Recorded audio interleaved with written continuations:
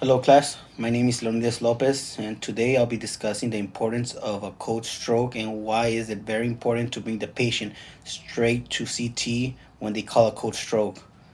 So, a little bit about myself is I'm currently working as a CT tech at Hollywood Presbyterian and White Memorial Medical Center. I've been working as a CT tech for 2 years now, and I've experienced a wide variety of cold strokes, and talk about a little bit of how what's the process of it. So I'm arguing that it's very important to bring the patient straight to CT when they call a cold stroke. Normally, how it plays out, they call a cold stroke, and you have labs running in trying to get labs. We have doctors going in and trying to assess the patient, and then there's nurses coming in and registering the patient, getting all the information. So I'm arguing that it's all of those are important, of course, but I'm arguing that CT is the most important because when we do a CT scan, we're actually going to be able to see the degree and how acute and how the damage of a cold, if it's an actual cold stroke or if it's just the signs and symptoms and there's nothing to worry about.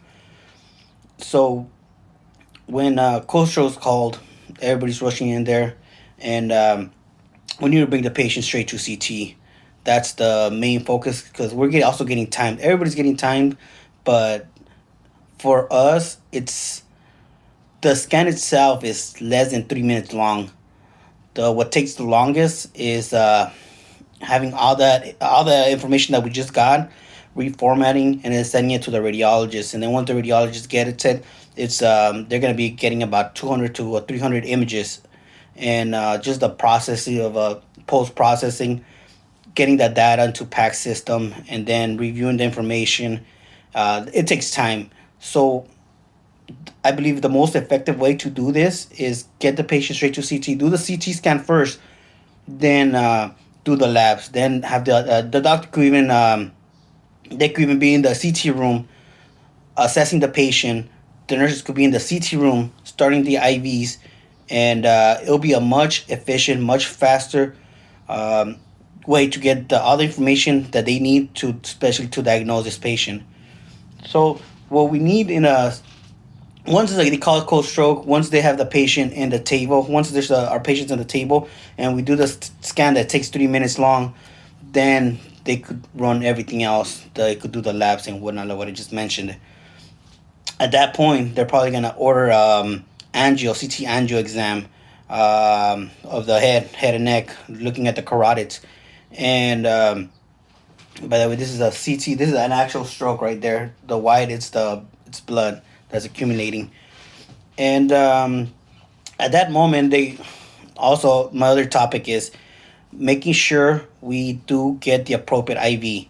We need to get a 20 gauge IV on the left or right AC, because if they start, I understand that some patients are very hard sticks, but if we don't get the appropriate IV size, the appropriate in the correct location, our diagnosis may we may not get the appropriate diagnosis for this patient, and getting the appropriate diagnosis is critical, especially for a cold strokes event. So I need at least a 20 gauge in the left right AC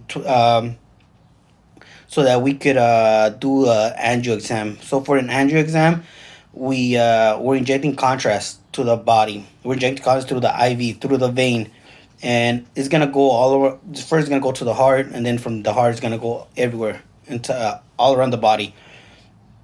We need to. We're gonna be pushing contrast at a roughly like 4.0 milliliters per second. That's a very fast rate.